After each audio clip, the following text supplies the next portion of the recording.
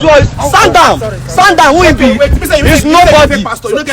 Now fake man of God. No matter what the person has done, nobody deserves to be treated like this. You know, it's about time we called out the Nigerian military. What they are doing is horrendous. It's abhorrent, highly abhorrent, for you to allow yourself to be used by anybody to treat any human being like this. Nobody should be treated like this. This is wrong. I remember when I lived in Nigeria, a Nigerian army went to Udi because they went to Odi because they said a soldier was killed. And they started raping all the women in that village. They raped women. They killed so many young men. And they all went scot-free. And that's why they are still perpetuating iniquity. Even at this time of the level of civilization in Nigeria, the Nigerian military could be used to do this. And they go scot-free. They're very good in dealing with unarmed civilians. That's what they're very good in. Their wickedness, their ability, their meanness, their training comes out only when they're dealing with very helpless, unarmed Nigerians. We haven't forgotten NSAS, how they slaughtered innocent protesters. Yes, they did. They slaughtered innocent youths protesting in Nigeria. Now they started another round of brutality. Always unarmed young men. Those are the people Nigerian army are able to deal with. The Fulani headsmen, they are carrying guns and machetes everywhere. The Nigerian army cannot harm them. They are not up to them. They can't do anything to them. The only people they know how to deal with, how to brutalize, are unarmed young men in Nigeria. Why should any government agency, any security agency be used by individuals to brutalize people, especially in civil cases? There was no violence involved in their dealings with this young man, this pastor, but yet they are meting out violence to him for no reason. That's what Nigerian soldiers are good at. Nigerian police are good at. They fall for the highest bidder. Once you are the highest bidder, you pay them as much as they want. They brutalize the person you have the disagreements with. That's what they do. That's their life. That's all they know how to do. They don't know how to do anything else. That's all they know how to do. The treatment they're giving to this young man, where is that allowed to happen in the civilized world? Where is that allowed to happen? In this day and age, this is absolute rubbish. This is absolutely uncalled for. They do it to people because by an accident of history, they are born into poor homes. By an accident of history, they don't have money. They don't have connections with people in high places.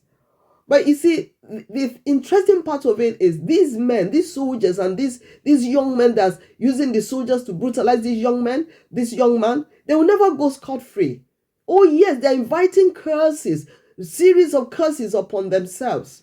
We've had so many cases of curses in different families in Nigeria, things happening and that they know nothing about. But those curses came upon them because of what their forefathers have done. Look at what they're doing to this young man. Look at how they're brutalizing this young man. For doing what? Oh, that he took somebody for family liberation, and after the family liberation, the person fell ill. And they said he should heal the other person, the man. And he said, this man has been following me about with camera when I go for family liberation. I've been telling him, don't follow me about with camera if you're living the kind of life you're living.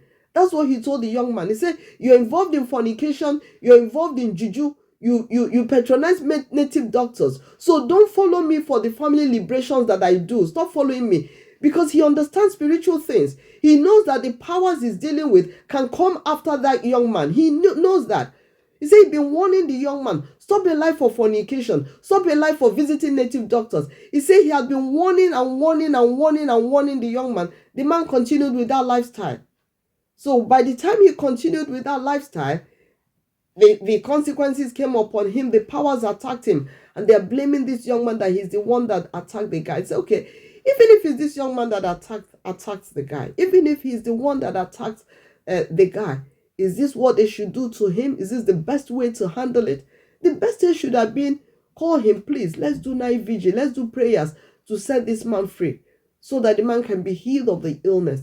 Rather than that, they are giving him this kind of punishment. And I saw a video where this young man went before God and started crying out to God after this terrible experience. He was crying out to God for God to avenge for him. He was crying out to God to avenge for him.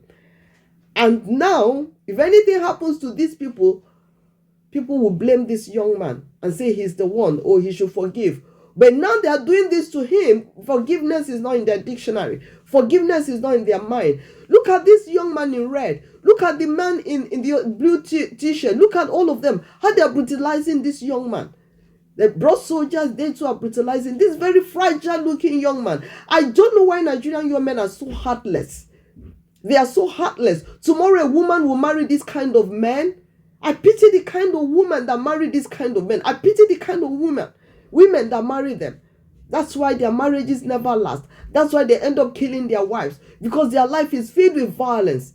Why are the soldiers covering their faces? They think God doesn't see their faces. God sees their faces. Oh yes, God sees their faces. If the young man, as long as the young man survives this, God will fight for him. Even if he doesn't survive it, he doesn't need to pray any prayer at all for curses to come upon these people. He doesn't need to. And the sad part is, when the curses come, it won't just affect the soldiers and these young men. It will affect their relations and their generations. It affects them. That man in red is boasting now. When the consequence of what he's doing comes, I hate to imagine what it would be like when the consequences come. I remember years back when I met with the Mokpai, and he was telling us stories about his work, his ministerial work. He said there was a particular community that invited him to come and do family village liberation, to liberate the entire village, the whole village. He said, what's the problem? They told him all sorts of problems, how people are dying mysteriously, people are having mysterious illnesses. And he said to them, when he prayed to God, he said to them, okay, let's do the liberation. On the day of the family liberation, he said the village liberation, not family liberation, village liberation. On the day of the village liberation, he said a kind of rain he has never seen before came and destroyed the whole place, scattered everybody around, helter-skelter. It was a heavy storm. He said he went home and said, God, why? What happened? Why did you allow this to happen to me? Said that was when God queried him and said, you didn't pray to me, you didn't ask me before going.